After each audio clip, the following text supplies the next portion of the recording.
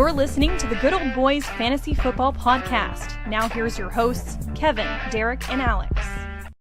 Alrighty, welcome in, ladies and gentlemen, to another episode of the Good Old Boys Fantasy Football Podcast. I am Derek, and joined as always by your co-hosts, Kevin and Alex. Gentlemen, how we doing?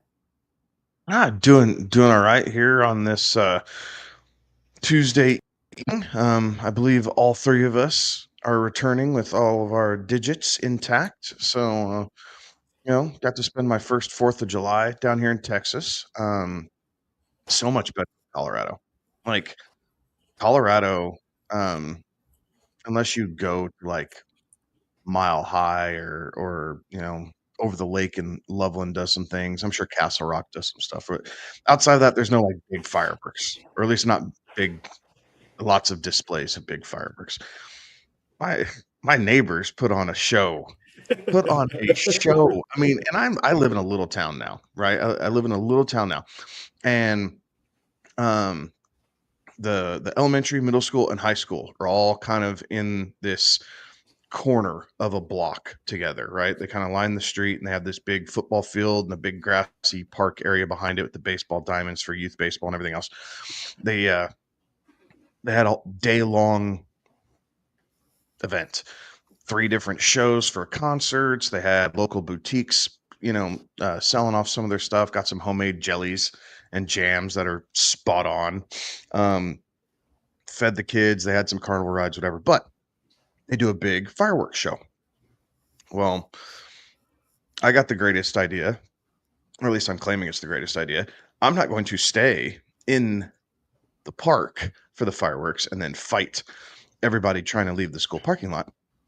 I'm going to go across the street to a big church parking lot where you see right over the top of the high schools. I backed my truck in.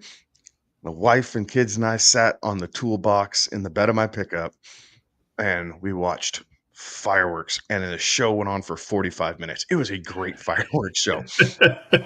Came home, then the neighbors were shooting off fireworks till like 1:30 in the morning. It was awesome. And like big boy fireworks, not little sparklers or little the whistle things that you sit and spin on the ground or anything. Like they were loading them in, shooting them off in the cul-de-sac, and like the plastic caps were landing on my front porch.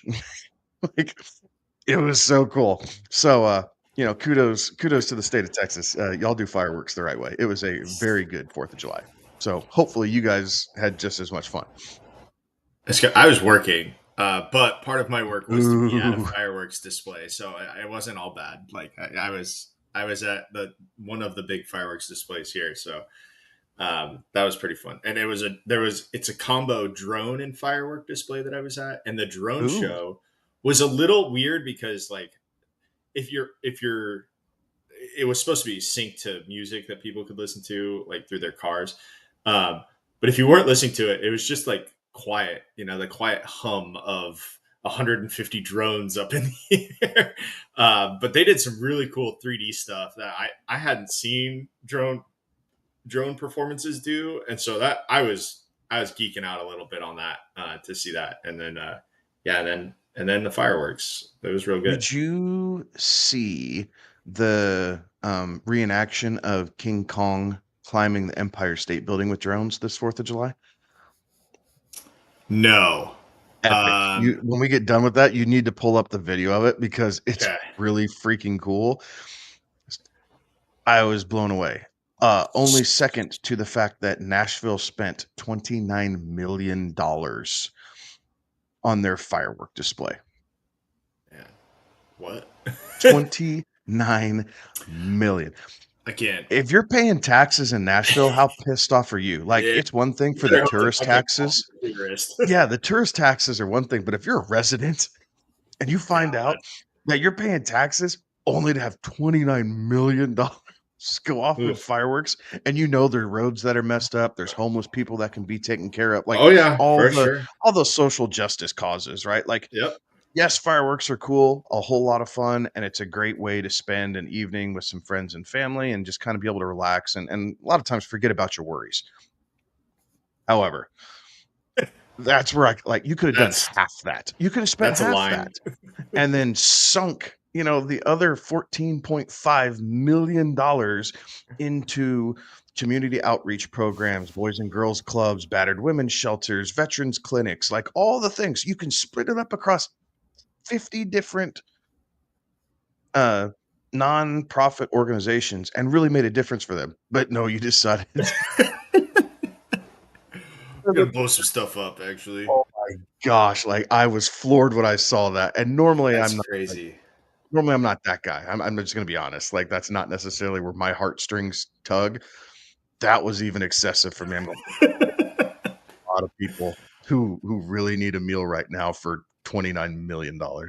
Yeah. Wow. The coolest thing that I saw in the drone show. Well, there were three like things that stood out. One was it was a 3D face of the Statue of Liberty that then morphed into the Statue of Liberty. That was really cool. There was a 3D eagle that came from, so it was like a 2D version of it, and then it became a 3D eagle's head, bald eagle's head. I thought that was really cool. Where'd they do that one at? That was at Was that in Dallas? No, this was down here in College Station. Well, you guys did. Oh, okay. Yeah. And then it was an aircraft carrier. So it's a 2D version of the aircraft carrier on the plane, and then it becomes a 3D version of the aircraft carrier, and on there is a little blue angel. And I turned to the guy that is doing the show with me. I turned to him and I go, "Are they going to make that plane take off that aircraft carrier? They're going to make that plane take off the aircraft carrier." Sure enough, that plane comes down the aircraft carrier and takes off. Another plane appears and it goes down the aircraft carrier and takes off. And then that goes into the Blue Angels flying overhead in drone form. Oh, it was so cool. It was so neat. I was just like, no way. That was a good time. I enjoyed that a lot. It was a really, really fun one. Well, good. We had a kind of a low key one. It's kind of nice. I can actually go out on my front porch and walk about a half block down the street and just straight on view to the fairgrounds, watching the county do their fireworks display. So don't even really have to leave home to see fireworks, which is nice. So Heck yeah. But, yeah, good time, and yes, fingers, toes, all still here. So made it through safe. But any other thoughts? We ready to start kind of hopping in and getting into some of the show tonight? I'm ready to get into it. There wasn't any like massive news that I came across for the NFL. Everything that I saw was more NBA, NHL related. The only thing that come out, so that quarterback show dropped on Netflix, and they've garnered a few headlines from that show. Have you seen Quarterback on Netflix before, Kevin? You're looking at me. No. Okay. I know what you're talking about. Okay. I know what you're talking about. It's the one that turned the world against Brittany Mahomes, or the half that did like her all completely against her. Yeah. So the new season is dropped, and apparently they follow Kirk Cousins through last year, right? Which was a crazy year for Kirk Cousins, right? And the headline is that he felt misled after the Falcons drafted Michael Penix, and said as much that he would have re-signed with the Vikings had he known that they were going to do that. So that's a little interesting. That I was very curious how that whole thing went, and kudos to Kirk Cousins for not airing dirty laundry when he could have, and he did it as part of the show. But like, kudos to him. So I've become a big fan of Kirk Cousins. If you're a veteran quarterback, and not necessarily to the state of like where Aaron Rodgers is now, but maybe Kirk Cousins, right? Kirk Cousins, maybe a Geno Smith, Jared Goff, where he's at in his career, right? You kind of get in that sphere of age. Is that something you should be asking now? Like, we've seen enough instances of like, look, I'm coming in here expecting to not have to look over my shoulder. So I need your word that you're not bringing someone in Because if you are, that's fine. I'm just not your guy. And I think actions speak louder than words, right? Atlanta's actions were, here's a 4-year contract with $100 million guaranteed. Like that to me says, hey, we're not going to bring somebody else in to challenge you or compete with you at least. Like, well, somebody to challenge, that's just the nature of the sport, right? But we're not going to draft a first round quarterback, you know, a couple days after we sign you to a 4-year, $100 million guaranteed contract. Like, that's what those actions say to me. And then they went and did it. And it's just like, okay, so what does 4 years and $100 million guaranteed mean anymore? You know? It means 100 million guaranteed, and you got to be comfortable doing it whether you're on the field or on the bench, I guess. But I mean, you know, it's funny money, right? Like, we laugh at that because we know we're never going to see $100 million in our lifetime. But I don't know, man. It seems more common. Like it's starting to come back up, right? Like, everybody's always looking for the next guy. So yeah, you might sign a quarterback in free agency to a deal kind of like that, right? 4 years, you get in there and you draft the guy in the first. Like, I'd be asking the question. Like, look, I'm not saying the following year, right? If you guys need to draft the guy, but I'm saying give me a year. Give me a year without me looking over my shoulder. Let me get cohesive with the team and, the building and all the people within the organization. And let's try and build this here. And you know what? If you decide after year one you need to bring a guy on, maybe that's where you need to eat some humble pie and say, look, I will take him under my wing and try and, lessen the learning curve. But yeah, that first year nonsense is bogus. And I don't know. I mean, it's no different than what they did with Rodgers and Jordan Love, or Brett Favre and Aaron Rodgers, right? Like, I mean, we've seen a couple instances like that here recently, and I don't know of any of them that have truly panned out extremely well, but maybe this is the difference. I know there's some people in fantasy salivating over Michael Penix this year. Right. I'm not one of them. Right. I mean, Me either. Yeah. I mean, there is something to that, right? Like, the organization's going to do what the organization wants to do, and but that is one of those that especially if you're signing a contract, things like that, like, yeah, those are very deep negotiations that tend to take place. It's not a, hey, you want to play? Yep, sure, let's do it, right? Well, Like, especially knowing you have another option. right. If it's your only option, you realize you're only playing with a half a deck of cards, right? There's only so many levers that you can move. But if Minnesota truly had an offer on the table for Cousins, and I believe all the reports said that they did, like Kurt just wasn't pulling that out of his butt, there's a bunch of things that you can do knowing that I can go back there and I know I can be successful. Like, I have Jefferson, I have Addison, I like Kevin O'Connell, like, the offense works. Like, I can do that. Well, and not only that, like, the question then becomes is how many of these free agent signings, things like that, are you going to start seeing clauses in the contract that increase the guaranteed money type of thing, right? Like, okay, cool, we'll do this, but if you draft somebody in the first round, the guaranteed money goes up by so much money over the course of the contract, right? Like, some of those conditional type of clauses, right? It wouldn't surprise me that you start seeing players start negotiating some of that. Heck yeah. You have bad faith clauses in there for players, so might as well see if you can squeeze one in for the organization as well. Right? Yeah. One of those that So be interesting to see, right? I haven't seen that one yet. I watched the very first one, Alex, and then watched the receiver one. I actually like the receiver one better than the quarterback, the first season of it. Oh, really? Oh, yeah.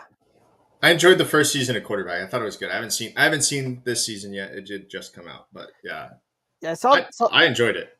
Saw the first season, and then they did the receiver one, and I like the receiver one better than I like the quarterback one, right? Like, I thought that those guys got a far more into it, in depth, right? Like, you got a little bit more of the kind of personalities brought out, a little bit more kind of the just rawness of it.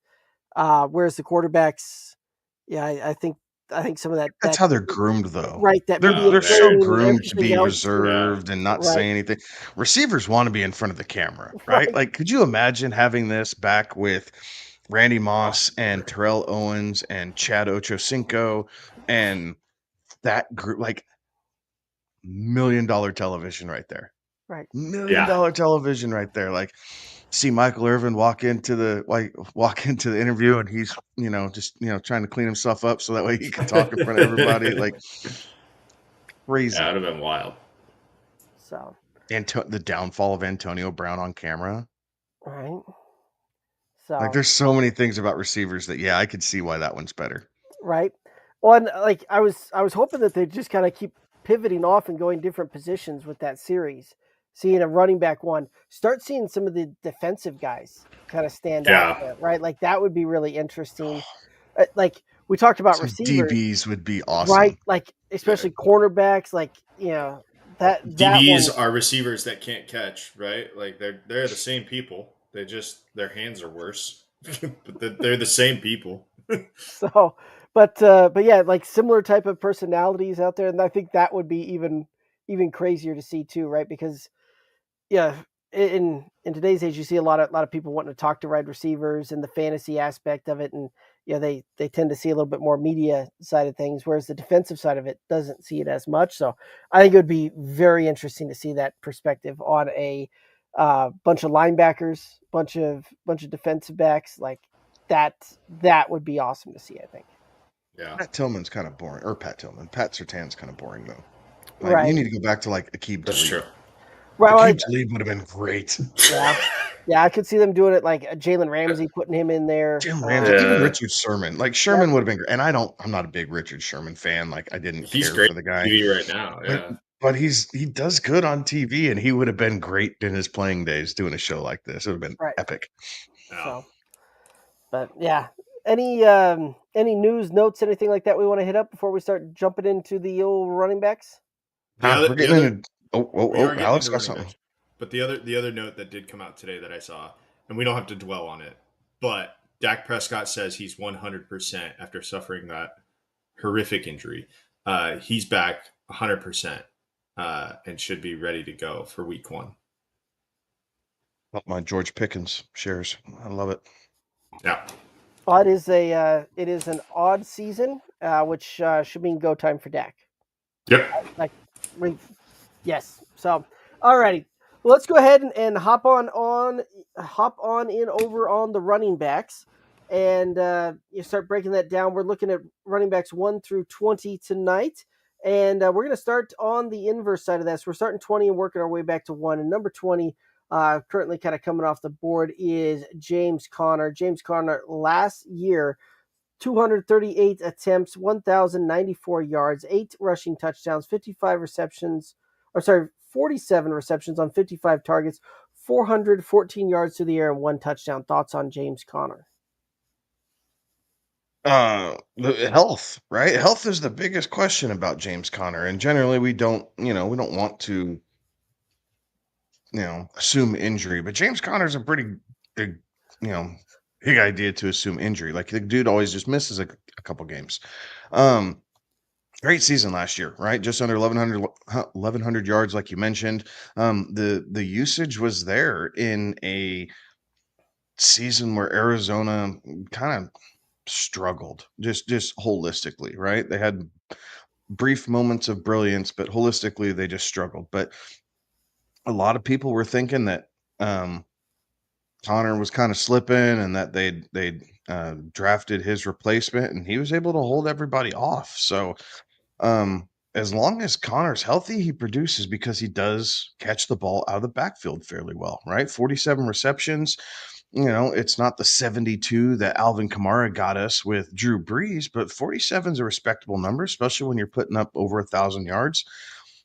I think it might be a little tough to duplicate that as he gets a little older, right? So I'm thinking we're going to see some yardage slippage, maybe 950, 970 yards, something like that. I think the touchdowns could hold true around 8. So, a bit of a slide from his 11th finish, but I do think that he could still finish as 15 or 16. So there is a little bit of value there with James Conner in an offense that we think will improve. But they showed last year that they will use Connor if he's healthy and on the field no matter what. So, you know, not a bad option if you're kind of late to the party there for your second running back. But if you get a third running back in James Conner, right? If you just decide to go heavy and he's your third back, I really like that option because it gives you a decent amount of upside where he can still hit top 5 RB weeks, throughout the season. I don't know that he hangs around until your third running back option. He might, based on how your draft falls down, but I do think I agree with what you were saying, Kevin, in that like where he's going now at 20, probably not where he's going to finish, and so I think that there's going to be some built-in value there. So you take him as the 20th running back off the board, and he returns you value as running back 15. If that's a win, that's what you're after. You're trying to get value here on these players. So I think that there is in the right spot. James Conner's a very good RB2, or again, if he is your third running back, you're singing like that's great. Right. There's certainly I think that there's a ton of value built into this one, right? Like this is one of those that when I'm looking at James Conner, I think you're drafting him at his absolute floor. If he gets 13 or more games since he's been in Arizona, so the last 4 games, if he's put up 13 games or more played during the season, worst finishes in that QB type of 20 range, right? So like you're drafting at floor, and I think that you've only got upside here with James Conner. Even if he does see a little bit of slippage back there, right? Because last year was a career high in yards from scrimmage. So we could see a little bit of a downturn on that. But even if he still comes out and produces, kind of a ho-hum, 900 to 1,000 yards and picks up another 300-400 yards through the air and puts up double-digit touchdowns combined, like that's going to get you at least mid running back 2. So I am all about James Conner and where he's kind of coming off the board with the 5th round pick. I don't mind that draft capital at all. So any other thoughts on James Conner? All righty, let's go ahead and head on over to the running back that's coming off the board, running back 19 right now, and that's Joe Mixon. Joe Mixon last year, 245 attempts, 1,016 yards, 11 touchdowns, 52 targets, 36 receptions, 309 yards, and 1 touchdown through the air. Thoughts on Joe Mixon? Saved myself. So I like Joe Mixon. I like his usage in this offense, but there's a couple red flags, as all these guys will have. But one big red flag is the Texans' offensive line is dreadful. Like it's possibly like a bottom 3 offensive line here for this season. So that does give me a little bit of pause. Another reason is Woody Marks and Nick Chubb. One guy they drafted, one guy they signed to kind of relieve some of that pressure. And at least take some carries away that could have been Mixon's. And the third biggest thing is he's already re-aggravated the injury that he was nagging with last year. And so the fact that he's hurt going into, camps and everything else, like if he doesn't take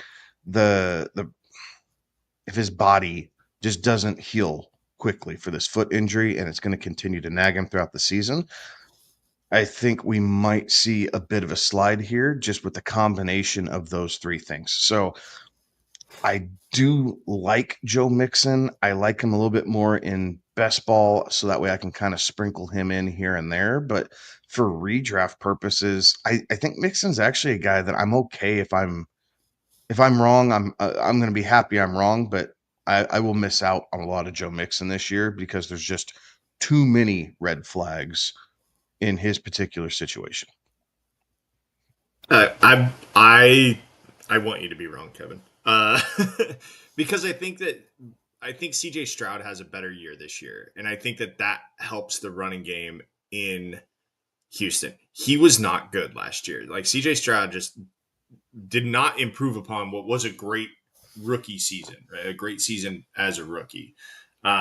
He was bad last year in terms of how he played compared to that rookie season. So I think if he takes the next step, if he understands, what it is that caused him to not have such a great year, then it takes some of that pressure off of that offensive line, and allows the running game to be a little bit more effective. Not saying that Joe Mixon wasn't effective last year. He was probably the lone bright spot on that offense, getting up over Nico. 1,000 yards. Say that? Yeah, Nico. Yes. But 1,000 yards and double-digit touchdowns, I think that's going to be hard to replicate because of the Nick Chubb edition, because of the Woody Marks edition, and don't forget Dameon Pierce is still there. Like that's still a thing. Dameon Pierce was a serviceable back in this league before. I mean, he was good enough that he got replaced, but I do think that this offense figures it out. All that to say, though, where's Joe Mixon going to finish? I think it's going to be largely touchdown dependent how high up he can climb, because like the yardage is going to be kind of strikingly similar to a lot of the guys we're about to talk about in the next, 5, 6, and let's go back, 5 guys from the previous episode too. So the touchdowns is where you're going to have to get that value, and that's so hard to project. So I hope you're wrong, Kevin, but I think I'm in the same boat as you in that I don't know how bullish I'm going to be with Joe Mixon, like drafting him when I'm on the clock and Mixon is staring me down. And I'm definitely going to look at some of my other options to see if I can get maybe something that returns a little bit more value. Yeah, I mean, this one here is a tough one for me, right? Because the Texans don't necessarily have an overly easy strength of schedule this year, right? Kevin already mentioned it. The offensive line is awful. It may be one of the worst in the National Football League when comparing that out there. Like, this is one of the worst lines in the NFL. You couple that with the fact that they've added a couple of other pieces in there, right? They went out in this offseason, really brought in a bunch of other wide receivers and running backs to do that, but didn't spend a whole lot of time really addressing that offensive line, really taking a tackle in the second round after they'd already taken a wide receiver there. Like, yeah, certainly some things could have been done there, and I think that had they spent some more time around that offensive line, it also helps C.J. Stroud out there, and I think that was part of the reason for some of the struggles last year. Was one, the learning curve; two, that offensive line wasn't great last year either. But coupling that into the fact that Joe Mixon's going to have to rely on a volume play with some of the other additions there. I don't know that the volume is there as much. But I do think that this is a guy that can still get around double-digit touchdowns. So I do think that you're going to get some potential value here. And if you're getting double-digit touchdowns, you're still drafting at about the floor on this one. This is one that there is some upside, but I'm not near as bullish as I am on some of the other guys in this range and in this tier. Any other thoughts on Joe Mixon? So I'm going to do something real quick, and I'm not going to make a thing of it this whole show, but I do want to do it Joe Mixon, because I think he's at an interesting spot on the draft board, right, of where he's going. So we're talking about running backs clearly, right? So we talked about James Conner, who's going just behind Joe Mixon, but the receivers on the board are very interesting also. You have Xavier Worthy, Jamison Williams, Zay Flowers, and George Pickens, all right there. Like, you could walk in to your draft and have that staring you in the face. Is Joe Mixon the name that truly sticks out that you want for your roster in that very small yet isolated segment? I think I'd probably take James Conner over Joe Mixon this year. But the wide receivers, Xavier Worthy doesn't really do it for me. Jamison Williams is intriguing, right? But again, the wide receivers there are going to be a lot of boom bust type of picks there, which I would love in best ball. But if I'm rounding that out and really looking to put that on there. I'd want those guys as my third wide receivers, not my second wide receivers. Yeah, for me, I'm looking Zay Flowers or George Pickens. J-Mo's interesting too. Like I do bounce between J-Mo and Pickens a lot, but Zay Flowers is another guy who sits right there who's super interesting. Right. But he's interesting to me as a wide receiver 3, not as a wide receiver 2. And where you're drafting these running backs, like that's kind of the way that the draft's falling. That's about where you're at, right? Yeah. I mean, it's 56, right? It's 54, 56. So if you're not going quarterback or tight end, you're looking middle of the 5th round at this point. Right. Or, sorry, beginning of the 5th. It could be 3 and 2, one way or the other, right? It just depends on how you want to look at it. Right. So, yeah, some of that will depend on how I've constructed a roster at that point. But yes, I understand what you're saying. Alex, any other thoughts there? It is a difficult spot. There's a lot of things that say don't draft this guy in that range, that 54 to 56. There's a lot of things that say don't draft this guy. Don't draft this guy. And you're just going to have to be convicted in what you go with. Fair enough. Alrighty. Any other thoughts here on Joe Mixon? Are we ready to head on over? Alrighty. Heading on over to Chuba Hubbard. And Chuba Hubbard last year, 250 attempts, 1,195 yards, 10 touchdowns, 54 targets for 43 receptions, 171 yards through the air, and 1 receiving touchdown. Thoughts on Chuba Hubbard? Chuba's a really good kind of consistency play. He had 1 or 2 weeks that left you hanging, right? Like against Tampa Bay, finishing, RB 61, right? Off week. But Tampa Bay's run defense does that to a lot of teams, like that going in. But other than that, I mean, he has some RB1 finishes, he has some RB2 finishes, but he's right there. Like you get fair value. And as bad as Carolina was, they did they started to find themselves a little bit, right? You saw Bryce Young come back and look okay for the last couple weeks of the season, enough to kind of make you hope for the future. We know that Brooks re-injured himself last year. So Chuba's the guy again, right? They gave him a 4-year deal. So Chuba's not going anywhere. And at age 26, he's right there, kind of, in prime / just past the apex of his prime. But I think he can be extremely serviceable again in an offense and ways to move the football. There is absolutely nothing wrong. You could look at Chuba as, a very solid RB2, potentially an RB3, depending on how your draft board falls. But I think in either scenario, you're okay because of the consistency, right?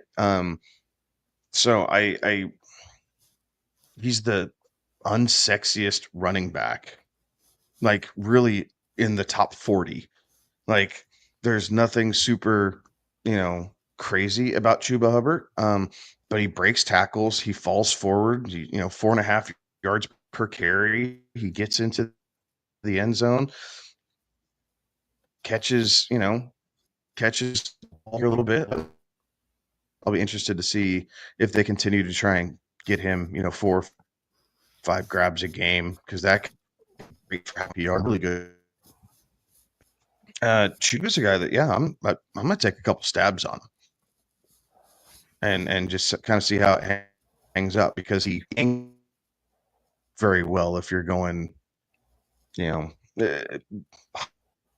high upside, right? Devon Achane for a big home run play. Sorry, was that me? You grab Achane for the home run plays, and Chuba's a great pairing with him to kind of bounce out. I think I like Chuba Hubbard. I was pounding the table on him. I think I was a season too early with him 2 years ago, saying that he was going to be the guy. And I had a lot of shares of him last year too, just because I thought he was a safe play. I thought that he might break out. And Carolina did everything in their power to make Chuba Hubbard not the guy. Bringing in, they had Miles Sanders for a little bit last year. Jonathan Brooks was there last year. And Chuba Hubbard outplayed them all, right? And got that new contract. I like Chuba Hubbard a lot. I will be looking for him. I do think he is the number one in this offense. I know they brought in Rico Dowdle, but I think that is just, again, just like a spell play. I like Chuba Hubbard. I am going to be keeping tabs on where he's going because I do think he's going to finish higher than running back 18. Like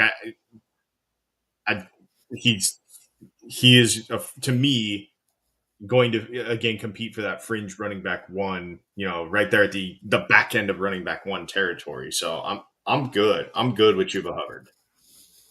Yeah, I like where he's coming off the board as well. Right, this is a guy that I think does have the potential to return some value for you, and ultimately be a guy that can be a good addition for your fantasy roster, right? Kevin mentioned it earlier that he's kind of a consistency play, and when you're getting a running back two, right, like this is a guy that I really do think that has even some potential back end RB1, season long type of finish. But even if you've got him as your running back two, you've got just kind of that steady Eddie that you can, reliably. Just kind of bank on those points week in, week out, and really allows you to try and go out there and go more home run play on your running back one to it. So I'm a fan of Chuba Hubbard and where he's coming off the board, and I do think that we'll see some good things out of Chuba this season. Any other thoughts on Chuba Hubbard? Alrighty.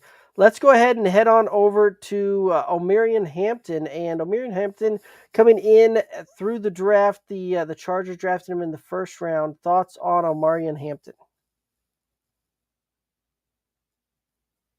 So those of you who tuned in or rewatched our show last week know all the glowing things that I had to say about Najee Harris this particular year with the Chargers. And because of that, Omarion Hampton, I have him further down the list. Realistically, if I flipped, we lost the man in charge. If we flipped Najee and Hampton for this season, I don't know that I'd bat too much of an eye about that. Hampton is a guy who has 3-down skill set, right? He can catch the ball out of the backfield. He's good between the tackles. He can get out in space. He's okay in pass pro. Not great, but he's okay in pass pro. That's something that he's definitely gonna have to work on. But this particular season, I am not as high on Hampton. I love him in Dynasty. I will definitely, I don't even say if I'll pick up pieces of him in best ball just because I'm not sold that he's going to finish where he's at. Like, it would not surprise me if we saw him finish, closer to 30 than we do 20 where he's at. So again, it's nothing about the guy, it's the situation this year that's really kind of turning me off about Omarion Hampton. But fast forward 12 months when we're talking about this next year, there's a good possibility I'm going to have Hampton, up in the low teens here as he enters his sophomore season with the Chargers. Especially given what his head football coach likes to do and how he likes to operate that offense. I agree with you, Kevin. I think we're a year away from Hampton being. I don't want to use the word relevant, but I think we're a year away from Hampton being living up to this draft position that he's at right now. So great for Dynasty. I don't know that I'm going to be all in on him this year. Najee Harris is a big bull to move. So I think it's going to be tough for him to find it. Also, Najee's on a prove it deal. So let me get the guy that's trying to get a new contract. Like I'm all for that. And I think they're going to be cautious with the rookie. Yeah, fair enough. I'm pretty well out on Omarion Hampton this year, right? With where he's going, with the draft capital being spent, right? Like this is a guy that I think is going to have a difficult time returning or at or above his draft capital, right? Like this is a guy when I look up the end of the season, not going to surprise me if we're closer to RB24 than we are RB15, right? Like, so with that, and we went through a lot of this when we talked about Najee as well. The offensive coordinator Greg Roman, did utilize J.K. Dobbins and Gus Edwards back in when J.K. Dobbins was a rookie. Gus Edwards outsnapped him, even though J.K. Dobbins had was more electric, more dynamic, had more better efficiency, like you name it. They still stuck with the veteran on that, and I think that that's going to be the case here. And with that, I have a hard time seeing Omarion Hampton outperform his RB17, where he's kind of currently coming off the board. So for that purpose, I am pretty well out on Omarion Hampton. Any other thoughts on Omarion? Alrighty, let's go ahead and head on over and take a look at Alvin Kamara. And Alvin Kamara last year, 228 attempts, 950 yards, 6 touchdowns, 89 targets, 68 receptions, 543 yards, and 2 touchdowns. Thoughts on Alvin Kamara? I'm expecting numbers that are quite similar from Kamara this season. There's not a whole lot that's changed in New Orleans. Yes, they're going to have a different quarterback, but if anything, I think that could play into Alvin Kamara slightly more, both in the passing and the rushing game. 228 carries, that might be close to the ceiling. I don't see him getting to 250, but I think that 225 to 235 range is plausible again in an offense that does lack playmakers outside of Chris Olave. It's the touchdowns that for Kamara that kind of took a step back. We're used to seeing him in double-digit touchdown range. For him to only have 8 last year was, not as good as many of us had hoped. But realistically, he was on track to be over 1,000 yards rushing for the first time in his career until he missed the last 3 games of the season. So, if he's able to avoid the injury bug and gets 16 out of the 17 games in and instead of the 14. I think you could see him over 1,000 yards and probably close to that 230 attempts, hopefully with some more touchdowns involved. But the 68 receptions is why we love Alvin Kamara, right? Because even if his carries drop, if he's hovering in that 65 to 75 reception area, it makes up a whole lot of ground for what he doesn't see as far as volume or yards per attempt in the running game. So I like Alvin Kamara because I don't think the Saints have a whole lot else. And if there's going to be a piece of that offense that I'm attracted to, it is going to be Alvin. He's proven to be pretty durable, and there's really not a whole lot of options that are viable behind him. This guy is either gonna win me a championship or lose me a lot of games. I'm hanging my hat on Alvin Kamara. I think there's a strategy in which you can wait and get Alvin Kamara, and you can load up on good wide receivers, and take Alvin Kamara as your first running back off the board here at 46, middle of the end of the 4th, start of the 5th round. Towards the end of the 4th round there. That is conceivably a thing that you can do, and I think that he finishes in running back 1. And the reason why I say that is because he is such a great pass catcher as a running back. The quarterback situation is going to be a mess, but I've said it once, I've said it 1,000 times, and I've amended it for this purpose. But what is a young quarterback's best friend? A great pass-catching tight end, right? Well, what is Alvin Kamara, basically? A great pass-catching tight end. Like, he is a guy that can running back. Yeah, right. He can get into space. He can be a quick outlet, right? If the game is too fast for whoever the Saints trot out there, like Alvin Kamara can slow things down for you because that's an easy pass to make. Just get it into his hands and let him work. And I think he's going to get a lot of those opportunities because, again, to Kevin's point, there isn't a lot of anybody else on this team that really, does that. So I like Alvin Kamara. I think he is going to be he's my like dude that I'm hanging my hat on for a season, and that could be my downfall. But I think that you can gain positional advantage by going wide receiver, wide receiver, wide receiver, and then having Kamara, and he can sneak into that running back one and be your fourth pick. Like that would be a dream scenario for you at the end of the year. So oh, go ahead. no, go ahead. I was just saying, with where he's drafted, right? You guys put that spin on it. Here, potentially, right? If you're drafting second or third, and you go Justin Jefferson, Lad McConkey, and then Tyreek Hill if you want some upside, right? Like if you think he's going to snap back, and then turn around, you could follow that up and potentially grab Kamara and then Chuba Hubbard in the 4th and 5th, and you got to be happy with those first 5 picks. Dude, like there's someone's team who will look like that. Maybe not many, but someone will have that team, and they're going to go away. Okay, like I feel really good after draft day. There's a lot of things that are going to have to go right for that, but man, is that a great, like, you're going to feel real good if things do go right with that. Right. Yeah, I think that there's some certainly some upside here for Alvin Kamara.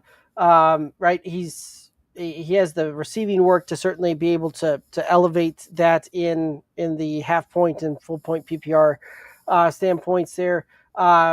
On the rushing side of things, right? Like a little rough to try and get into RB1 territory, if not hitting that 1,000 yards and getting close to the double-digit touchdowns there. So I think those are kind of two things that may hinder that. Right? I don't know that the Saints offense is going to be overly good to the point where we're going to see them really get a ton of opportunities for touchdowns when it's all said and done this season. However, I do think that we're going to see another 70 to 80 reception type of year from Kamara, from the standpoint that we're going to probably see a rookie or a sophomore quarterback out there for the majority of these games. And I do like Alex's thought there that Alvin Kamara will likely be the favorite and often looked to safety valve to get the ball out of the hands and just try and get a positive play going. So I do think that there's some value here. And I think that we're probably looking upside where, fringe running back one, maybe sneaking up even into RB 10, 11, 12. So that's kind of where I'm seeing Alvin Kamara this year. Any other thoughts on Alvin Kamara? All righty, let's go ahead and take a look at the next guy on the list here, and that is Kenneth Walker. Kenneth Walker last year, 153 attempts, 573 yards, 7 touchdowns, 53 targets, 46 receptions, 299 yards, and 1 touchdown through the air. Thoughts on Kenneth Walker? Kenneth Walker is my dark horse RB1. Like, I'm just saying, no one's talking about him like that. And here, there are two names why I think that's going to be it. Clint Kubiak and Eric Dennerson. Or, yes, Rick Dennerson. Sorry. Zone blocking, baby. And one cut and go. Get up the field. Burst, right? Kenneth Walker, we saw this his rookie season. Long touchdowns. What do you have? 3 40-yard touchdowns his rookie year or something like that? So he has plenty of burst, can get on top of that secondary and then go. And he has a big enough frame to still shrug him off. So I just think that if you're looking for a 0 RB approach, right? If you're looking to go wide receiver heavy, right?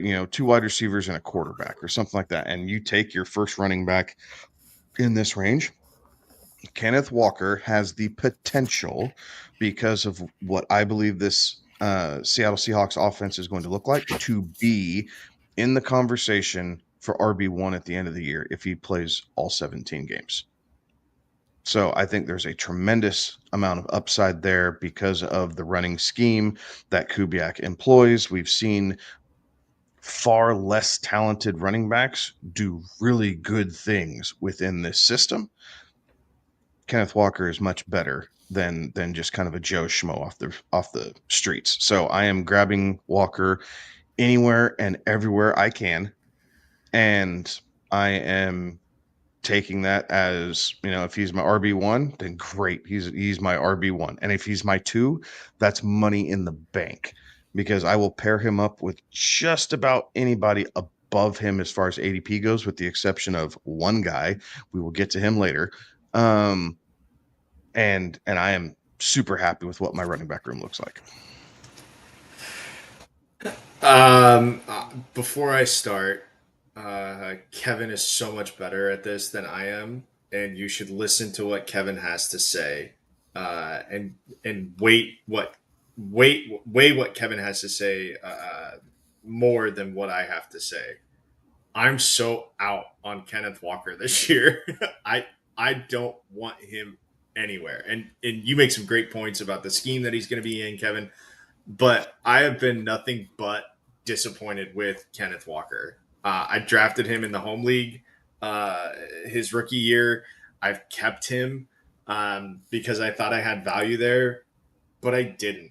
I mean, the guy has finished running back 16, running back 19, and then running back 28 last year.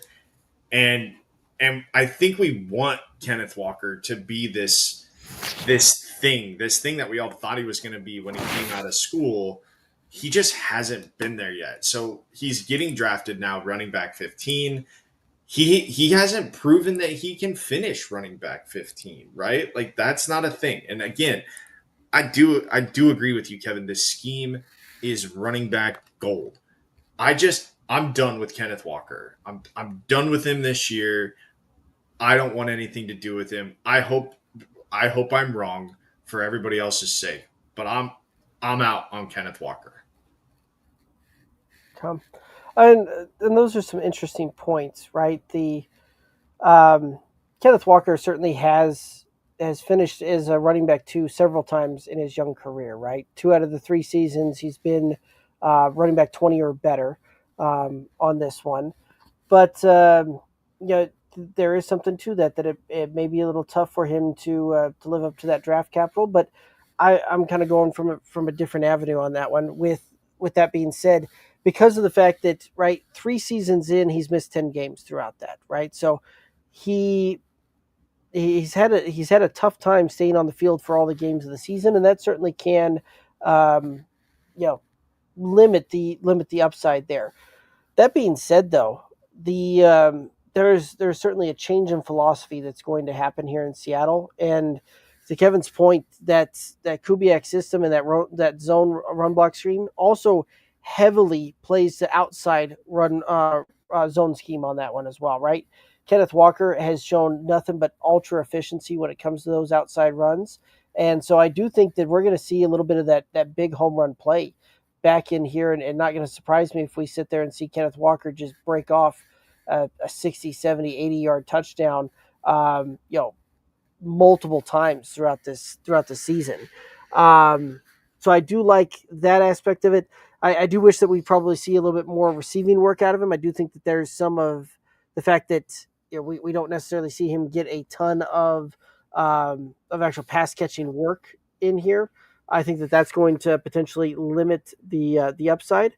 But I really do think that this is one of those that if we can get a full season out of him, and and be able to see him do it in this scheme, I do think that Kevin may be onto something, that the sky is the limit on this one. And I think we probably see a range where he could finish all the way up into running back 6 on the season. I think that we could also see it where he returns running back 24. So I think that there's a very wide range of outcomes on this one. And it is a little bit of a little bit more risky on this one than some other guys that, you feel pretty confident that where you draft them is where they're going to finish. But I do think that there is some potential value here with Kenneth Walker. Any other thoughts on Kenneth Walker? Alrighty, let's go ahead and take a look at James Cook. And James Cook last year, 207 attempts, 1,009 yards, 16 touchdowns, 38 targets, 32 receptions for 258 yards and 2 touchdowns. Thoughts on James Cook? I like James Cook, right? I'm a Georgia guy, right? I love my Georgia football players unapologetically. So I do like James Cook. I do worry about the 18 touchdowns, right? Like I think you're going to see some regression. Now, maybe it's only 18 to 14, right? Like that's possible, right? But what if it goes from 18 to 8? Like what are we looking at there? So because 18 touchdowns is such a difficult number to repeat, I do think that you're looking at a very strong regression candidate here. So, what do we do to make up for that? Well, are they going to get him a little bit more involved in the passing game? Like that's possible, but typically that's not Josh Allen's style. But if he can go from 32 receptions and get that up to 45, right? Get that in kind of the range where Kenneth Walker was last year, right? And look at that. Like he doesn't have to have 70 again, like Alvin Kamara, but can he get in the mid 40s to be able to be useful? And you're able to balance that out a little bit, possibly. Or does he get more work on the ground? Right? Do they continue to not have Josh Allen run for the sake of running? Now, scramble situations, you got to get the first down. Like sometimes there's just no better weapon than Josh Allen. So, can he get from 207 attempts to, 235? Like all those things, like, so there's ways for him to hover around the same point total. But I do think when it's all said and done with, you're going to see a slight regression from James Cook, but I do think he's going to be knocking on the door of RB1 by the time the season ends up shaking itself out. So, if you're drafting him, please don't expect everything that you got out of him last year. That's probably his career year, at least as far as touchdowns go. But there are ways for him to make those metrics up, right? If you can get to, an extra 20 rushing attempts, and if he can catch an extra 10 or 15 balls, I think that might shift the dynamic enough to where the touchdown regression is mitigated, provided that he doesn't recede by 10, right? We're talking like a recession of, 4, 5 touchdowns. Which feels like it's going to happen. Like that feels inevitable. That 4 or 5 fewer than 18. I say what looks great about James Cook is that he is the only running back really in that room. Like he's the guy. They don't really have anybody else that is jumping off the page to Don't sleep on Ray Davis. I'll give you Ray Davis, but and he's young still, right? Just a last year draft pick, so he's coming into his second season. But like I feel like this is James Cook's running back room, so like I like the fact that he's going to get the usage. I like the fact that he found the end zone a ton last year. So yeah, I think the touchdowns come down. I'm not sure that the yardage, like the rushing yardage may go up, the passing yardage may go up, but this feels where he's going feels about, where you can expect him to finish, which is not a horrible thing, right? Like that's not the end of the world when we're talking about the 14th running back, right? We're still talking about a really good player. That becomes more of an issue when we're talking about the 24th or 34th running back. But I'm okay with James Cook. I don't mind this pick here, especially as the 39th or 40th player. And that's fine. That's fine. Where he is, I feel like is pretty good. Fair enough. I feel like you're drafting him at what I think will be about the ceiling this season, right? Like, this is one of those that we talked about the 18 touchdowns on that. 16 of those were on the ground with the rushing side of things. That set a Buffalo Bills franchise record, tied it actually with O.J. Simpson, right, for most rushing touchdowns in a season. So, right, when you go through and you attach yourself to a record like that, chances are you're not going to be able to repeat or break that again this coming year, right? So I do think that there's some massive touchdown regression coming into play here. It wouldn't surprise me if we see him down there around 8, 10, 12, kind of in that range for total touchdowns this year. So I think we're going to see some pretty massive regression coming on that one. I do think that we're probably going to see about the same usage when it comes to on the ground, right? Like, not going to surprise me if we see him get around 220 to 230 carries on it, and I think we're probably going to see similar yardage when it's all said and done, right around 1,000. So all of these things kind of are screaming at me that we're going to be looking at a mid running back too. So I don't see the upside coming this season from that, which pains me to say, because I had James Cook in the home league last year and was phenomenal for me. But I just don't see it, the lightning striking twice 2 seasons in a row. So for that, I think James Cook is kind of, going where he's, you're kind of drafting him about where he'll finish. I don't see a ton of upside on this one. I hadn't seen anything recently, but I also know that there were several contract disputes with James Cook, and that is something else to keep note of with guys looking to try and do their deals, and as that starts getting into camp. Any other thoughts on James Cook? Alrighty. Let's go ahead and head on over and talk about Breece Hall. And Breece Hall last year, 209 rush attempts, 876 yards, 5 touchdowns, 76 targets, 57 receptions, 483 yards through the air, and 3 touchdowns. Thoughts on Breece Hall? Man, I was bummed. I had Breece Hall in the home league last year, and was lackluster, right? I had much higher expectations than kind of what I ended up getting out of it. Braylon Allen taking random touches and stealing touchdowns and catches and everything else, and I think Aaron Glenn is already talking about using multiple running backs coming from Detroit and kind of doing something like that. So I'm a little worried for Breece Hall. Now, that being said, I think there's room for a bit of a ceiling here from where he's at, but we saw how bad it could have been last year. But I do think this is a good median for Breece Hall, as long as that's what you're willing to accept. Could finish RB 8 or 9, could finish RB 17 or 18. Like, I think that's kind of where you're going to end up there. The Jets offense has been hard to tag, right? The lackluster quarterback play, there's lack of pass catching weapons there. The defense still shows up from time to time, but then there's other games where they just get completely gassed. A lot of Breece Hall's work seemingly kind of came in garbage time last year, where they were dinking it to him and he was getting some chunk plays and saved him a little bit, and only 8 touchdowns.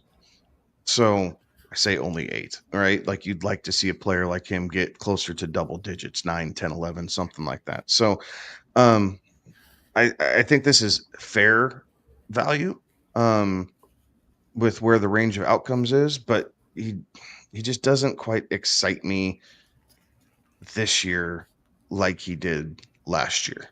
But if he falls to the right spot, I'll pick him up again.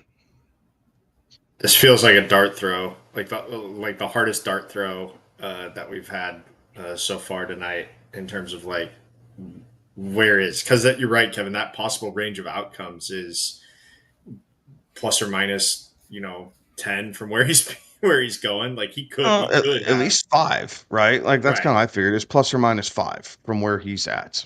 Yeah, he could have a monster year. Like, who knows? Justin Fields could have a renaissance, and it just kicks this offense up. He's got there's plenty of receivers to take pressure off of, to hold the linebackers back a little bit. Like, this offense could be a great thing for Breece Hall, but I think I'm with you, Kevin, that this is a risky play in that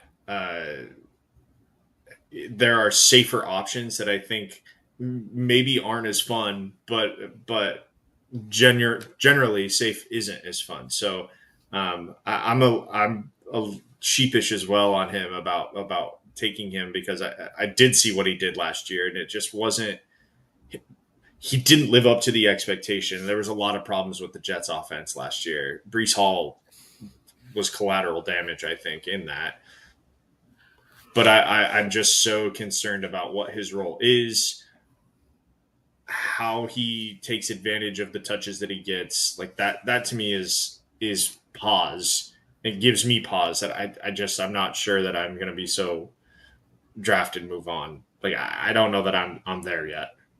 When do teams have to declare the 5th-year option for their first-round picks?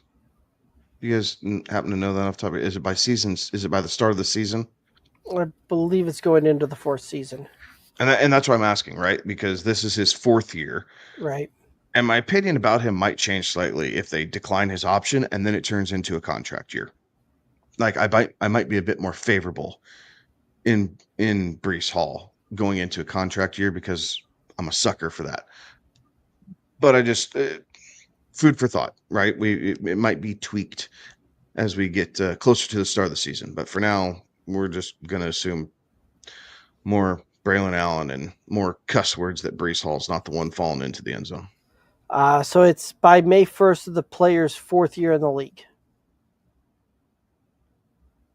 By May 1st of the player's contract year. Because I haven't seen them pick up the option. Have you?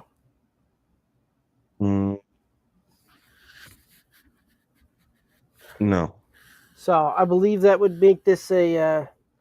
But anyway, this is one that I do think that again we're looking at a potentially wide range of outcomes on this one, right? Like Breece Hall certainly has the talent to be a top tier running back here.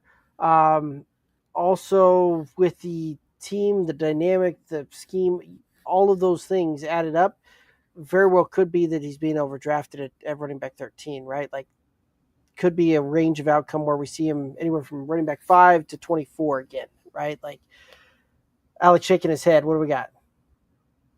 He's a 2nd-round pick. He doesn't have the 5th-year option. That's right. Oh, that's right. He was at the beginning of the second, wasn't he? He was like the second pick in the 2nd round. So he doesn't have the 5th year. This is a contract year for him. That makes me like him a little bit more. Right? I'd agree. I mean, he's done some good things over the last 2 seasons, right? He's up to almost 3,000 yards from scrimmage, right? And some kind of putrid offenses each of those years. But this is one of those that, again, the range of outcome makes this a little bit more of a risky play, right? Because I could see him finishing all the way at when we look up and go, wow, that was running back 5 finish on the season. It was an excellent season, yada, yada, yada. Or we look up and go, oh, man, that was running back 24, and that was really rough to have had that on the roster. So this is one of those that I'm just quite frankly willing to be wrong on Breece Hall this season and pivot other directions. I think the talent's there. I think that he'll probably see lots of opportunities. I just don't know that I want to deal with that week in, week out on my fantasy roster. Any other thoughts on Breece Hall? He'll be a Cowboy next year. Yeah, probably. Very well could be. Listen, it'd be one of the few things that Jerry's done right recently. If Breece Hall, if the Jets let him walk and Jerry and Steven decide that's who their running back's going to be here for the next 4 years, they've made worse decisions. No, that's fair. All righty. Let's go ahead and head on over to Kyren Williams. And last year, Kyren Williams, 316 attempts, 1,299 yards, 14 touchdowns, 40 receptions, 34 targets on 2 for 182 yards through the air and 2 touchdowns. Thoughts on Kyren Williams? Usage, right? Like, this is what we love about Sean McVay. Like, Sean McVay loves a workhorse running back, and people expect Blake Corum to kind of get involved, but Kyron's not giving him a reason to get involved. So I don't mind Kyren Williams. I like this Rams offense. Like, I like what they're trying to do one last year and spin it back. They got Adams and Puka there on the outside. They drafted Ferguson, the tight end there, to kind of give him another quasi option, even though McVay doesn't love using the tight end a whole hell of a lot. And you have Kyron there, right? He still has some explosion left in him. Obviously, his standard is like 0.8 touchdowns per game. We'll see if he's able to kind of keep that up. But even if he can finish with 12 instead of the 14 or 15 that he had last year, I don't mind this option. Like, I feel like this is a safer option than Brees Hall because of what the offense can do, right? So if you're looking at both, and if you're torn, possibly, Kyron, yes, is ranked higher. So, some people would say no brainer, but you reach a little bit for guys kind of in that area to kind of fit your roster, the composition that you want. But Kyron's a guy that I have no problem smashing yes to. I mean, he averages 83% of the snap share. Like, you just don't see that out of a running back these days. So yes, please. Pretty much short and sweet. Yeah, I think there's, I'm going to say a handful, but it's less than a handful. But there's a few guys that we're still going to talk about tonight that I would rather have Kyron Williams over. I feel like just because I think we're in this stretch, right? So Kyron did nothing his rookie year, and that's okay. Year 2, year 3, he's been unbelievable, right? Consistent running back one finish and high running back one finish. I think we're in this year 3 where we're still in this stretch. And then I think eventually this peak, we start to see the downward trend. But I still think we're either on the up or like we've hit a plateau here. And that's still really, really good for Kyron Williams. So give me all the Kyron that you can. I think where he's going right now is, even though it's running back one at 12th overall, that's value to me. That is a ton of value to me. Yeah, I would agree. Right, with where he's coming off the board, this is one of my favorite picks in the draft right now. Just from what you're getting from where you're drafting him versus where I think he'll finish, because I think that running back 12 is his absolute floor on this one. Right, like I think that we're going to see Kyron Williams, when it's all said and done, be a top 6 back. So it's tough to draft a guy, in the 3rd round and get him to finish RB1 territory, and more so in a top 5, top 6 type of territory. And I think that's what Kyron Williams does, right? Kevin, you brought up the snap share, right? He's on the field all the time. There was only 2 running backs last season that had more rushing touches than Kyron Williams did, and that was Saquon Barkley and Derrick Henry, right? Like, the guy gets volume, and volume speaks words when it comes to fantasy. So yes, they've got Blake Corum there. They added Warren Hunter. I'm not worried about either one of those guys, right? Someone's got to play special teams, right? Exactly, right? You remember last year how everybody was out on Kyron Williams because Sean McVay came out, not long before the season, said, "Oh, Kyron Williams going to return punts, right? He's going to be a special teamer, going to be doing this kind of stuff," and just tank that, and still had a fantastic finish to the season. And I think we see him just kind of rinse and repeat that again. So I am all in on Kyron Williams, and this is one of my favorite picks in the draft with where he's coming off the board right now versus where I think that he's going to finish. So I think you've got elite upside with this pick. Any other thoughts on Kyron Williams? All righty, let's go ahead and head on over and talk about Chase Brown. And Chase Brown last year, 229 rush attempts, 990 yards, 7 rushing touchdowns, 65 targets, 54 receptions, 360 yards, 4 touchdowns. Thoughts on Chase Brown?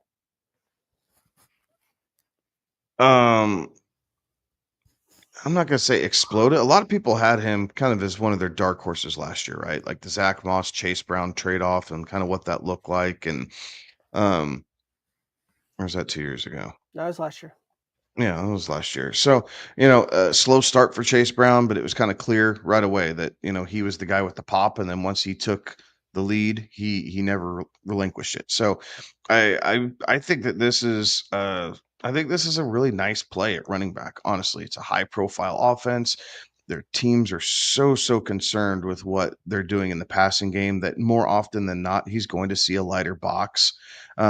Because when you have Jamar Chase and T. Higgins on the field, you add in a Gesicki who can still catch the ball in the backfield with Joe Burrow. Like, teams are going to stay back. They don't want to get burned for the big play over the top, and it allows Chase Brown to work. So I don't mind the Chase Brown pick. I would rather have Kyren Williams, right? Like the guy we just talked about. So this is an instance where, I'm not following ADP.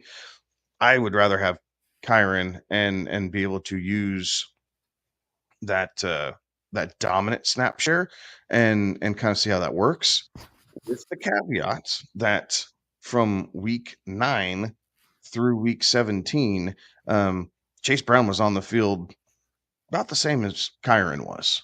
Now that's also after Zach Moss got injured, got put on IR, so there's some things that play into that. But Chase did show that he could be on the field that much and put up really, really good numbers. He had holy cow, 6 weeks in that stretch inside the top 10 for running back.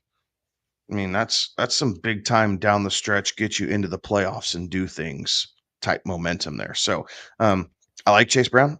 I'm leaning Kyren.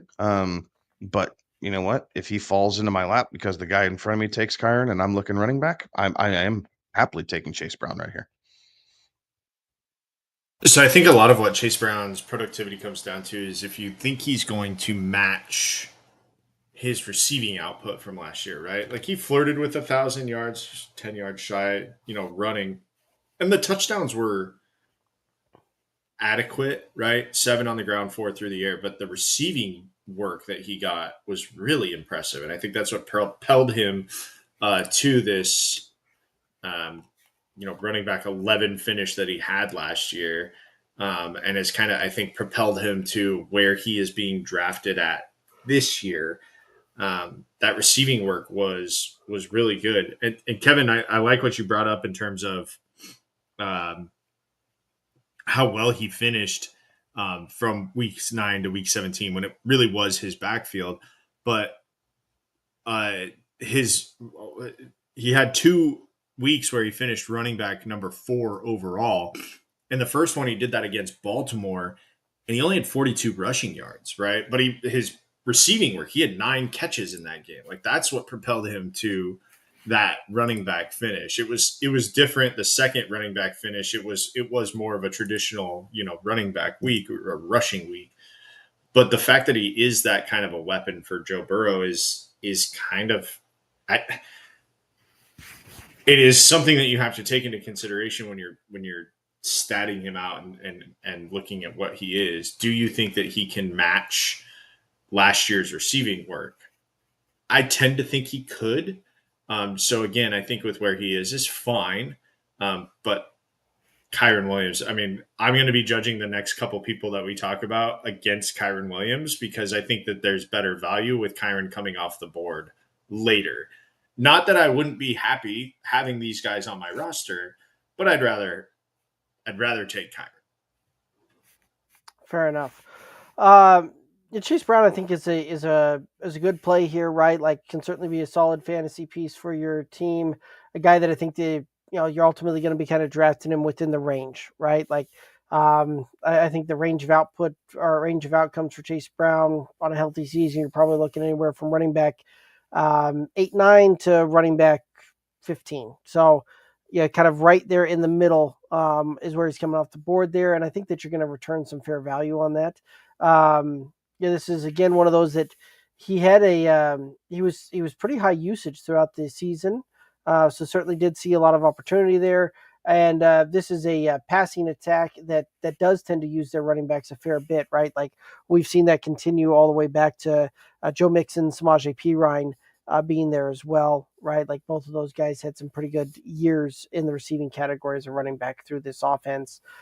So I do think that some of that continues. But again, one of those that there's a guy like Kyren Williams coming off the board just after him that I would rather put on my roster over Chase Brown. Any other thoughts on Chase Brown? All righty, let's go ahead and head over and talk about Josh Jacobs. And Josh Jacobs last year, 301 rushing attempts, 1,329 yards, 15 touchdowns, 43 targets, 36 receptions, 342 yards to the air, and 1 receiving touchdown. Thoughts on Josh Jacobs?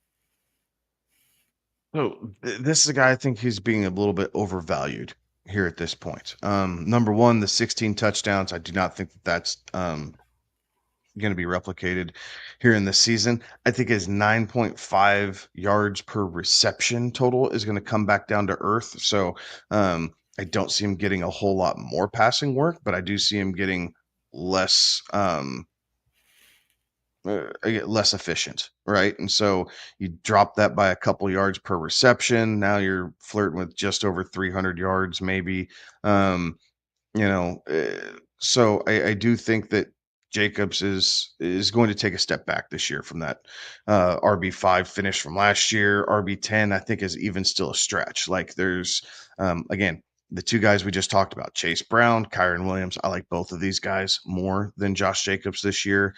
I think he's going to see some more competition for touches in the backfield as Green Bay kind of spreads the wealth just a little bit, and they got to figure out which of these receivers they're going to keep and which ones they're going to dump, right? They have like 7 receivers that are all young and serviceable on their roster. A couple of them are coming up on contract years. Are you going to keep Dobbs? Are you not? Are you going to keep Watson? I don't think so. But they just drafted Matthew out of Texas as a new burner there. So they're trying to figure out their passing game. And as much as he's running the ball, I don't think he gets 300 touches on the ground this year. Like I think you're looking closer to 280. And so with that, the yardage part drops. Now you're only looking maybe like 1,100 yards, something like that. And the 16 touchdowns, call it a regression of 5, makes it 11, which is still very good. But it takes you out of that stratosphere of like elite touchdown producer. So again, quite a few red flags. So I am going to be fading Josh Jacobs and looking for guys that are coming off the board right behind him, who I would rather have on my team this year.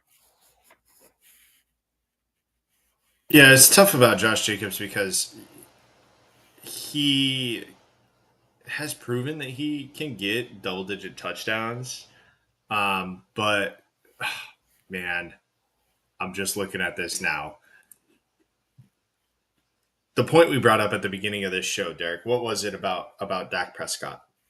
Well, I know where you're going with this, and Dak does well in odd years. Josh Jacobs does well in even years. Yeah, and we are coming into an odd year here, and I like the way I'm seeing this, and I know you're seeing this too. Even years for Josh Jacobs, very fruitful, and the odd years are down years for him, and that's kind of strange. He's been in the league now for 6 years. 3 of those years, which happened to be 19, 21, and 23, he's finished sub double-digit touchdowns, not quite sub 1,000 yards on both of those, but was down on carries. The even years of 20, 22, and 24, he's had 12 touchdowns, 15 touchdowns, and been over 1,000 yards and over 1,500 yards back there in 22. Based on what that tells me, it's not a great Josh Jacobs year. Still a fine Josh Jacobs year, but not a great Josh Jacobs year. Yeah, I think this is going to be one that it's going to be hard for him to return value, right? And more so than just it's the fact that it's an odd year to it. But this is one of those that when you look at this, Josh Jacobs last year was on with the Packers. They were the 3rd most running team in the league last year, right? There were lots of things that contributed to that. With Jordan Love getting banged up early in the season and really didn't return to form till later on in the season. They had a revolving door at wide receiver as well, where they were just kind of rolling through injuries left, right, and center. So certainly seemed to have not benefited the passing game there. I think that you're going to see a far more balance to pass, maybe a little bit more pass heavy scenario this year. And I think all of those things certainly cuts into the Josh Jacobs run on this one. And wouldn't surprise me if we see him, closer to about 270 carries and 1,100 yards and 10 touchdowns, right? Like I do think that we're going to see some regression coming in here. It'll still be usable and serviceable for fantasy, but this is one of those that I think where he's being drafted is a slight overdraft, and I think when it's all said and done, we're probably going to see him finish closer to running back 14 or 15 on the season. Any other thoughts on Josh Jacobs? All righty, let's go ahead and head on over and talk about Bucky Irving. And last year, Bucky Irving, 207 rush attempts, 1,122 yards, 8 touchdowns, 52 targets, 47 receptions, 392 yards, 0 touchdowns for the year. Thoughts on Bucky Irving? I am not a Bucky Irving guy. Like, I'm okay being wrong about Bucky Irving. I understood what people liked out of his rookie season. I understand why people were talking about him going into last year. You know, he wasn't just an anomaly. There are a lot of people saying, "Hey, this kid has the goods." The thing that's changing is Tampa Bay has a new offensive coordinator in place, right? They are changing offenses slightly, right? We're not going to say it's a complete remodel, but it is slightly. So we can't expect what he did last year to duplicate into this coming season, because one of the things that is going to change is going to be their running game. You brought in Mbuka to go along with Godwin, who's recovering from his knee injury, Mike Evans, who's there. You have Trey Palmer still coming back. Baker's been playing the best football of his career. Yes, Tampa Bay is still going to run the football, but part of Bucky Irving's success was, you know, some of the missed tackle rate, right, and being able to survive that. There's a whole season worth of film on him now, right? Like, and I just don't know if this is able to be duplicated. So, you know, being able to draft Bucky Irving kind of at that 14 type level, right, where we're talking about James Cook, I think I would smash Bucky Irving at that point. But talking about him as a top 10 back, I don't know. I would rather wait. I would rather wait and go back to Chase Brown, Kyron Williams, like than grab the Bucky. Like, I think this is such a ceiling play for him right now. Like, where can he go from here? Because he's not. I don't feel like he's big enough that you're going to see him get, you know, 16, 17, 18 touchdowns like some of these guys do, right? Like, he's not built like Derrick Henry. He's not the phenomenal freak that Saquon Barkley is. He doesn't stay on the field like Kyron does. Like, he's just not all of these things. And Tampa Bay has one hell of a passing game that I think they're going to implement for one more year at least, until they maybe shake some things up. So because of all that, I am fading the ADP of Bucky, and he's just going to be too rich for my blood. I've seen him go off the board as early as running back 4, and I fell on the floor laughing. But you know, you slide it down. If he comes off the board at RB 14, then we might be talking here a little bit. But right now, it's too rich for my blood.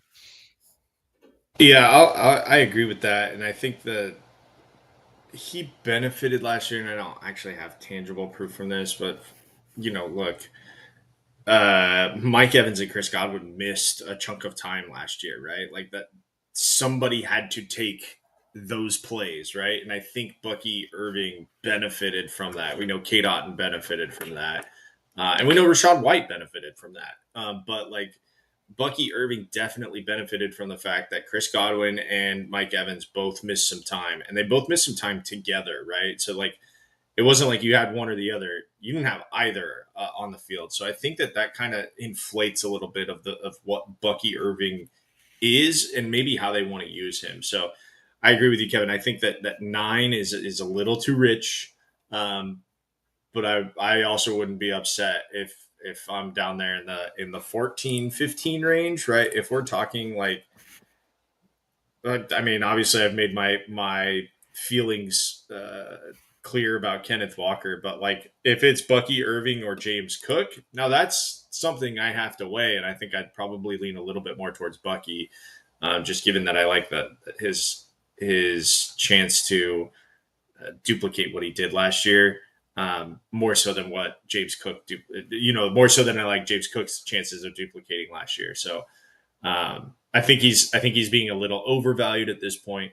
And I think because of that, I'm not in on him at 9, but I would be a little bit later on. Fair enough. And Bucky's a guy that I'm willing to be wrong on this year, right? Like I'm from where he's coming off the board, he will not be on many of my fantasy rosters, right? Like this is one of those that everybody kind of points to the fact that he took over and really took over the job from Rachaad White and that Rachaad wasn't utilized down the stretch. This is one of those that during the majority of those games, Bucky Irving was only on the field 60. A great game for him on the field was 60% of the snap share, right? Like that doesn't scream workhorse running back type of thing. That doesn't scream the type of things out there that we're going to see, the volume that's out there, right? Like yes, there's lots of really good things and love the game, love what you see, right? But there's only so many missed tackles to really be had out there, which gets harder to do the more film that's on you. He was one of he forced a lot of missed tackles last year, as well as the fact that had a lot of yards after contact to it, right? So definitely fell forward, but a 5.4 yards per average or yards per attempt. I see that returning to sub 5 this year, and I don't see there being that much more work coming out of it. So I think that we may still see him get to around 1,000 yards. The offense is there, and we may still see double-digit touchdowns. But this is, again, I feel like you're drafting him at his absolute ceiling when it comes to RB9 on this one, and I think we'll probably see him return value a little bit less than that. Any other thoughts on Bucky Irving? So Bucky Irving last year finished with 47 more points in fantasy than Rachaad White did. You break that down over a season, it's like 2.8 points a game. And while those points are valuable, there is a massive difference between drafting a guy at 21 overall and RB9 as opposed to We didn't talk 133 overall at RB43. Yeah. Like 35 spots difference basically for just over 2.5 points a game. Right. Like, and I'm not convinced. I guess I'm not convinced that that's going to get any wider between the two of them. Like, I could see it narrow a little bit, right? Rachaad White creeps up a little bit. Bucky Irving falls down a little bit, kind of maybe a true 50-50. Rachaad White was seeing a whole lot more of the passing work down the stretch, right? Got a couple more receiving touchdowns than Bucky did. Like, there's just buyer beware. And that's all I'm going to say. Like, you can love the kid, and if you're going to stake your, if you're going to plant your flag on Bucky, more power to you, because we all have guys like that. You heard me do it with Kenneth Walker earlier. So I'm not going to say that you're wrong for planting your flag on it. I'm just saying anyone who would knock, Kenneth Walker and the potential health issues because he couldn't stay on the field, I also need to urge you, if you're planting your flag on Bucky, that Rachaad White is durable. That dude does not miss games. Like, he is available at all times. So you're going to be sharing that backfield. All righty. Let's go ahead and head on over and talk about Jonathan Taylor. Jonathan Taylor last year, 303 attempts, 1,431 yards, 11 touchdowns, 31 targets, 18 receptions for 136 yards, and 1 touchdown through the air. Thoughts on Jonathan Taylor? JT's kind of like that old school running back, right? 300 carries, only, a dozen and a half receptions, and there you go. The biggest thing about him is quarterback play, right? Like, if Richardson's quarterback, I'm a little concerned. Now he finished RB9 and missed 3 games, right in the middle of the season. So, 1,400 yards, really good. Like, and again, I think Indianapolis needs this to be able to move the ball. So I think that these numbers are pretty, maybe not easy to duplicate, but it's possible to duplicate. So I think that, taking Jonathan Taylor at 8 is some pretty fair value. And I think he probably has, he has a bit of a swing on him, right? You could see him cracking the door of the top 5 for running backs. I don't think he gets all the way to the upper echelon because there's not enough receiving work. But as long as he's healthy, he's going to get fed. So the opportunity is going to continue to be there. So I think the worst that he finishes like RB 13. So a little bit of a range there, plus or minus 4, we'll call it. But I don't have an issue taking Jonathan Taylor, especially if I compare like Taylor and Walker together. Like that pairing seems to work for me. I'd be pretty happy with that. This is finally the point where I'm no longer like, oh, I'll wait for Kyron. I think I'm like, this is the guy where I'm like, okay, yeah. This is a guy that you got to take. The only thing that does make me a little nervous, you mentioned that he missed 3 games last year, Kevin. He missed 7 games the year before that and 6 games the year before that. So you're not getting a lot of Jonathan Taylor. However, when you do get Jonathan Taylor, you get a lot of Jonathan Taylor, like if that makes sense. When he's in, you're getting a lot of him, but you just got to hope he's in. So I think that if you take Jonathan Taylor, you need to have a reliable backup plan, right? A reliable running back that you can plug in. So that's something you have to consider when you take Jonathan Taylor. Okay, who's going to be a reliable back that I can pair up with him and plug in when he inevitably does miss games? He's a violent runner. He plays a violent position. That it's the fact that if a running back plays 17 games, that's a modern miracle. They're either not playing a ton, or they're just built different.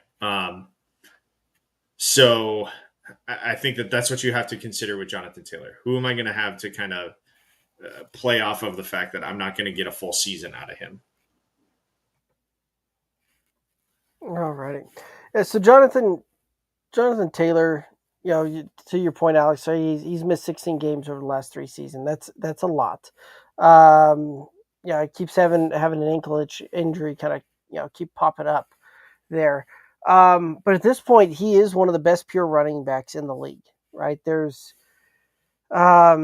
and to Kevin's point, right, he has a little bit more of those old school numbers, right? You typically don't see a lot of guys out there with 300 plus carries and 1,400 yards and double digit touchdowns, right? Like I think that this is very much a rinse and repeat for Jonathan Taylor, and we can see him kind of just run this back again.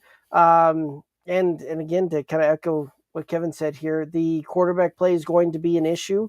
And so it limits the upside on what that looks like from an elite tier running back. And so I think that his ceiling's kind of capped at about 5.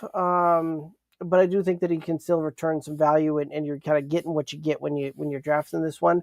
And honestly, I don't think it matters who the quarterback is, whether it's Daniel Jones or whether it's Anthony Richardson back there when it comes to the passing work. Neither of those quarterbacks have shown a propensity to be able to have a running back compete well through the passing work. Even when Daniel Jones had Saquon there, right? Like the passing work just really wasn't what we would have expected with a player of Saquon's caliber there. Any other thoughts on Jonathan Taylor? All right, let's go ahead and head on over and talk about Devon Achane. Devon Achane last year, 203 rushing attempts, 907 yards, 6 touchdowns, 87 targets, 78 receptions, 592 yards, and 6 touchdowns. Thoughts on Devon Achane? I think the biggest question is, do we think the 78 receptions are, repeatable? It's a big number, guys. Like I could see it close, even if it's closer to 60. Like I think 60 is a solid number for a running back, right? It's better than anybody that we've talked about tonight outside of Alvin Kamara.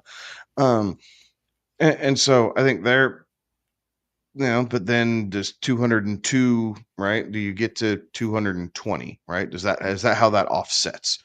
You lose 20 receptions, you gain 20, rushing attempts. So, I like Achane. I think the Dolphins offense is super interesting. It's just Jekyll and Hyde. Like if Tua is healthy, then the offense is able to move through pretty well. If Tua is not, like you run into some weird weeks. And I think that's part of what we saw last year with Achane, right? Like we saw that, some of these massive receptions, games. Maybe it was Tua because they were dinking and dunking a little bit, but if Skylar Thompson or somebody's, it plummeted. It was terrible. So, um, HN has a super high ceiling, right? And I think that you can assume that this point in the draft, like I think this is damn near his ceiling. Like I just don't think he has the overall opportunity to get inside of the top 5 from here with the list of guys that we have above him. And I think Miami's offense is going to look a little bit different. Maybe they try and get more vertical again. With they dinked and dunked their way through last year, but you still have Tyreek, Jalen Waddle, and yes, Achane. But if teams are smart, I'd be forcing Tua to throw the ball. Like I'd be shutting down the run game here real quick just to put the screws to their most dynamic young playmaker and see if Tyreek still has it. Yeah, I think I know, Kevin. You asked the question. Are we going to see 78 receptions again out of Achane? And that was third on the team last year. Those receptions, and the guy that led the team is no longer with the team. So, like, you think that those will come back? And yes, I get that the guy who led the team was Jonnu Smith, who had a great year, and they brought in Darren Waller. But like, yeah, Darren Waller is probably comparable in terms of pass catching tight end to Jonnu Smith, but he also hasn't played in a bit, so like it may not happen right away for him. I think there is a way where Achane can replicate those 78 receptions, and I think that if he can replicate that, then he finished running back 7 last year. That's where he's being drafted this year. That's the value, right? Don't overspend on Devon Achane, but get him. You get him in the second round, right? He's coming off 15th. Like, okay, I'll take Devon Achane in the second round. Thank you very much. Devon Achane at this draft capital is pretty much a straight pass for me, right? I don't want any part of this one. I think that this is his absolute ceiling when it's all said and done. More so, I think that he's going to drastically underperform this draft capital. When I start looking at things, I'm seeing him potentially closer down to like RB20, RB24 when it's all said and done, right? Like this is going to be one of those that I think people are going to regret having drafted him with a second round pick. A lot of that has to do with the fact that I don't think that we see him return anywhere near those reception marks on that, right? Tua came off career lows on the on air depth targets on this one. I think that we do see Miami really return some of the verticality to this offense and really throw the ball down the field a little bit more. So not only that, I don't know that you're going to see really any uptick when it comes to rushing work. I think that about 200 carries is what we're going to see on this one. And so this is a guy that I think sees right around 200 carries, doesn't make it to 1,000 yards on the ground, and you're probably talking about 40 to 50 receptions for 300 yards and all told maybe 9 total touchdowns. Like this is one of those that I am very willing to be wrong, and I'm not looking at any part of Devon Achane when it comes to fantasy this year with where he's coming off the board. Any other thoughts on Devon? All right. Let's go ahead and take a look at Derrick Henry. Derrick Henry last year, 325 attempts, 1,921 yards, 16 touchdowns, 22 targets, 19 receptions, 193 yards, and 2 touchdowns through the air. Thoughts on Derrick Henry? Yes, please. Now, Yeah. a year ago, I sat here and my bold statement was he was going to set the league rushing touchdown record. Didn't quite get there, but 18 was still pretty damn good. So anybody who had Derrick Henry got to enjoy those tutties. And I 18 is going to be a big number to try and duplicate, but I wouldn't be surprised if he had 15. Like how this offense is set up, how him and Lamar are able to play off with each other, and just he just doesn't slow down. Like he is our generation's version of what? Like I don't even want to say Frank Gore because Frank Gore played forever, but he got old and slow. Derrick Henry isn't old. Derrick Henry's getting older for running backs, but he's not slow. He's got just as much power behind him as ever. The offensive line in Baltimore is really good. They find ways to manufacture points. I think they were third in the league in scoring last year. Baltimore was, so plenty of opportunity. Even got some receiving touchdowns. Like if Derrick Henry's fallen into my lap, yes, like I will take that to start with. Even if there's a little bit of regression, maybe he doesn't see what was it, Derek? 300 It's 325 and 325. So even if he loses, 2 or 3 a game. Even if he loses 2 or 3 touches a game, still ends up with about 300 carries. They're going to need him down the stretch, so they'll feed him in there for playoff positioning. And that was the proof in the pudding last year. He finished RB3 in week 17 and 18 last year when Baltimore was kind of jockeying for playoff positioning, working on possibly rushing title, all sorts of things.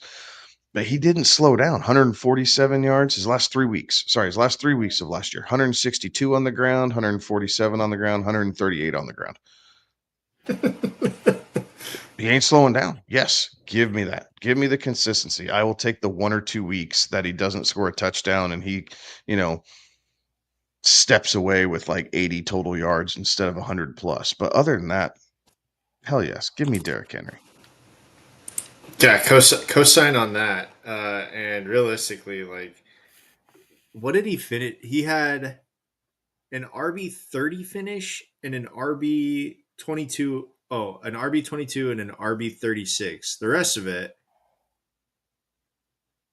even our number 22 is an RB2 finish. So 2 weeks outside of RB2 territory, sign me up. Like, I don't care. I don't care where Derrick Henry's going. Like, if you have an opportunity to take him, again, within reason, right? Because he is kind of back half of the first round. If you're picking at the end of the first round, like, what a gift to get Derrick Henry. What a great way to start your draft with Derrick Henry, with the last pick in the first round, right? Or the snake, the first pick in the second round. What a gift.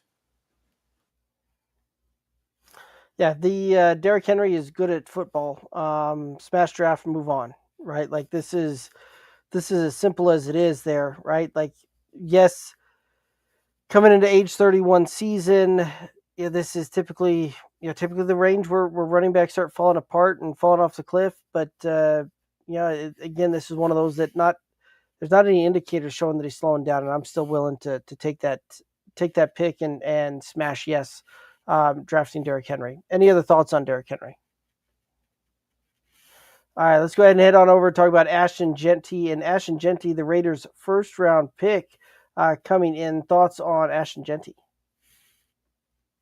He should see an enormous workload for the Raiders, like 300 plus touches his rookie year.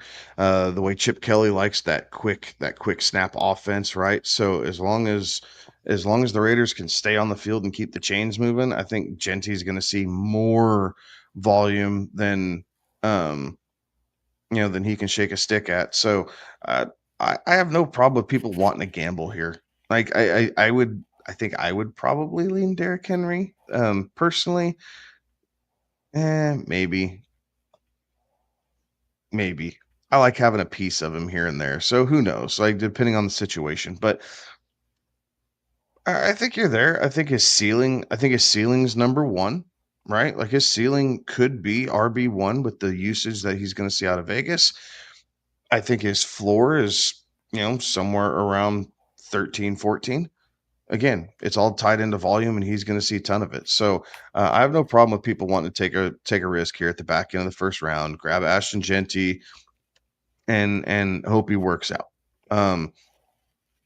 you're probably going to be okay regardless, even if he doesn't return the apex value that you thinking you could get. I think he's going to be no worse than RB2, and you'll be starting him week in and week out regardless.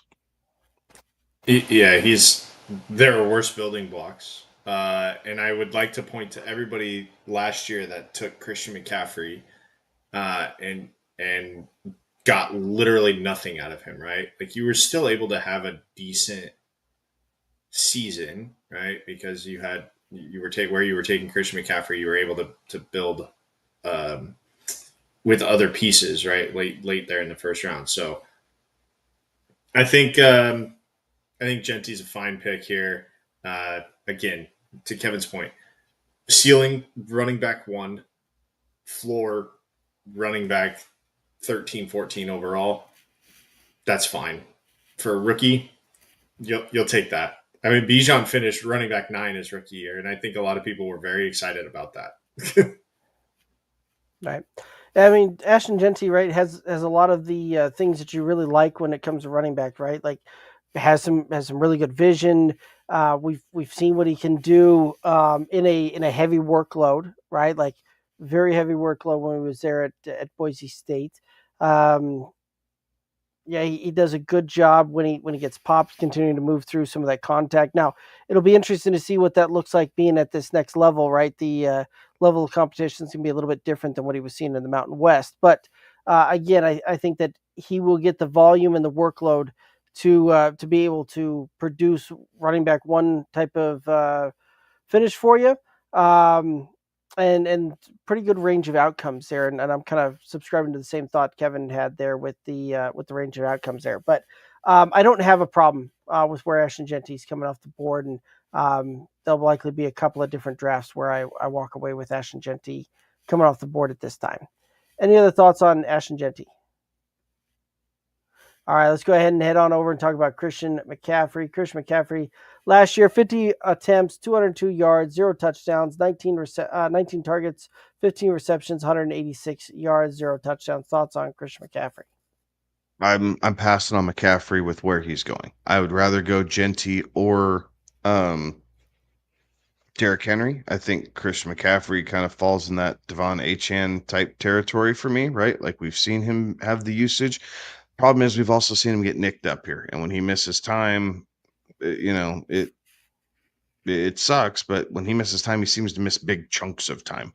I don't want that uncertainty with my first round pick, especially first round running back. So I, in 99.9% of cases, am going to forego Christian McCaffrey and look at a Genty or Derrick Henry for this season and play it in there. But if you're willing to take the gamble, he's going to see a ton of volume. Like, I understand the prospect of, he's one of few guys who you feel like you can draft and have him flirt with that RB, the overall 1 or 2 finish at the running back position.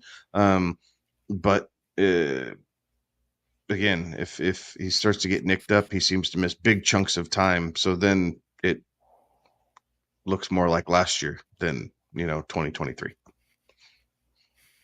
He put me on my back foot in my work league last year. He was my first. I was 101. I took Christian McCaffrey, and I think by the time he saw the field, he wasn't on my roster anymore. I think I moved off of him. So I'm a little spurned. And it's crazy to talk about Christian McCaffrey being a dice roll, but I think that's what it is. So if you want to roll the dice, by all means, go ahead and roll the dice. I'm not sure that I'm willing to roll the dice with my first round pick like that. So I think that I will also be steering clear of Christian McCaffrey with where he is going. Right. I mean, this is kind of the epitome of a guy that when you step up to the plate, you're either looking to hit a home run or strike out. Like, that's where the range of outcomes is going to be with Christian McCaffrey this year. Is you're either going to knock it out of the park, or you're going to be wishing that you drafted somebody else with this 9th overall pick. A little disappointing, right? Like, this is one of those that, doing best ball drafts even a month ago, you were able to be looking at Christian McCaffrey in a 3rd. I even picked him up in a 4th round in a couple of different drafts out there. But at that range, I was all in, right? At being a being a guy that I was spending a third or fourth round pick on. But being ninth overall and where his ADP is kind of crept up to, I am looking to go other options at that point. Any other thoughts on Christian McCaffrey? All right, let's go ahead and head on over and talk about Jahmyr Gibbs. Jahmyr Gibbs last year, 250 attempts, 1,412 yards on the ground, 16 touchdowns, 63 targets, 52 receptions, 517 yards, and 4 touchdowns through the air. Thoughts on Jahmyr Gibbs? Yes, smash.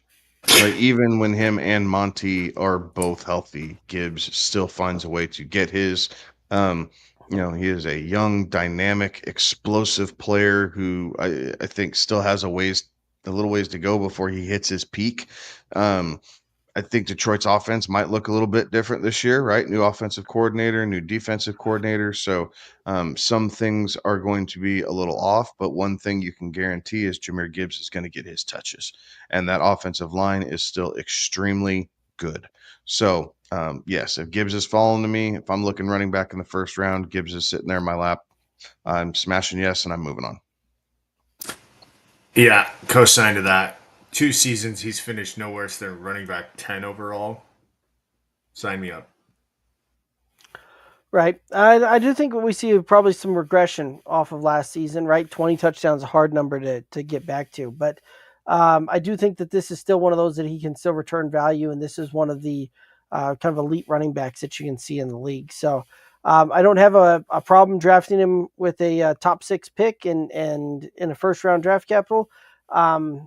I've been kind of doing some different things in my own drafts this year and looking a little bit more wide receiver in that range and picking up running backs and some of the value that we discussed previously. But this is one of those that if he's on the board, there's farther picks that you could go probably way worse than Jahmyr Gibbs. So I don't mind smashing draft and moving on. Any other thoughts on Jahmyr Gibbs? Let's go ahead and head on over and talk about Saquon Barkley. Saquon Barkley last year, 345 rush attempts, 2,005 yards, 13 touchdowns, 43 targets, 33 receptions, 278 yards, and 2 touchdowns through the air. Thoughts on Saquon Barkley? So there's a ton of metrics that can tell you why you shouldn't draft Saquon at 2 overall, right? You don't see a running back coming off of 2,000 yards being able to produce at that same level as the year before. You don't see running backs who have 345 touches typically come back and be able to do that again. And while I understand that, I think there's only a handful of guys you could make an argument for that aren't Saquon Barkley here in this position. Like, I get all those things, but it's hard to do it. This Philadelphia offense is tailor-made for him. The way that him and Jalen Hurts are able to play together, and how many of those touchdowns did Jalen Hurts take? Like, maybe he does get a reduced workload, but to keep him happy, maybe they give him a couple more goal line carries. All right. And so instead of having you in between the 20s, Hurts does a little bit more passing in between the 20s, and then we get down there and they let Saquon punch it in.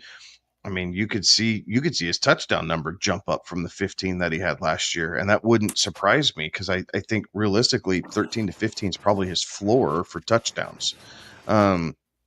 With how this Philadelphia offense moves. So a little bittersweet. I completely understand it. But there's really, I can't come up with a great reason to think that he's not going to be able to at least come close to duplicating, 5 to 5.5 yards per carry. So call it 1,800 yards instead of 2,000 yards. So yes, slight reduction in points. But overall, you could do far worse with your first overall pick than taking Saquon Barkley. So I'm not going to tell you to pass. I am going to tell you just be aware that you can't expect last season's results to be what's going to happen in 2025. Like, it is a new season, and you just need to be prepared for a slight bit of regression. So where he's coming off the board at 4th overall, if the draft goes the way that this ADP is telling us, you're sitting there at 4. Your options are Saquon, CeeDee Lamb, Jahmyr Gibbs, or Puka Nacua. I think, at least to me, it's pretty cut and dry how that ranking fills itself out. Is Saquon is the the clear choice there. You can make an argument for Jahmyr Gibbs. Don't get me wrong. I think I have less of an argument for CeeDee Lamb and Puka Nacua. So I think that where he's coming off the board, if you're sitting at 4th overall, like that's your pick. That it's just it's the pick you have to make, and you do have to temper expectations. But I still think it's going to be a great year for Saquon. Right, and I think you guys are both right. I think we do see some regression here, and we see a little bit of return to earth on this one.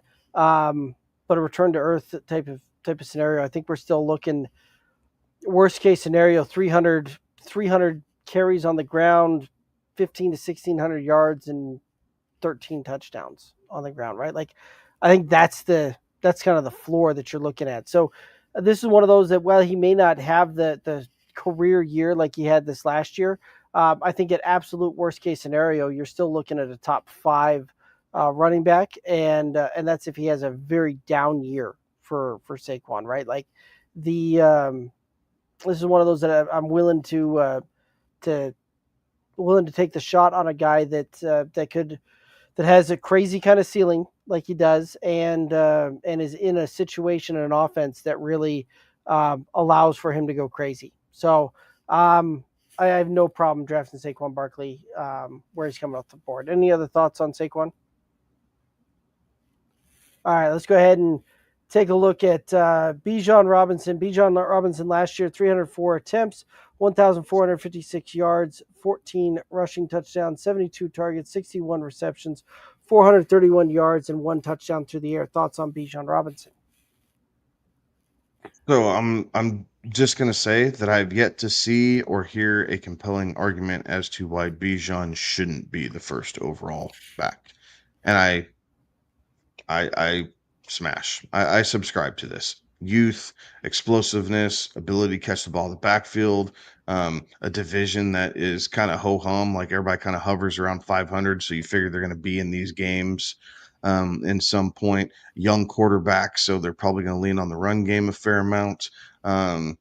Just all things kind of tally towards, yeah, I'll take Bijan. Like, what worst case scenario, he finishes as like running back 5 or 6. Like, yeah, it's a little bit of a disappointment, but there's only one place to go when you're sitting at the top, right? Like, so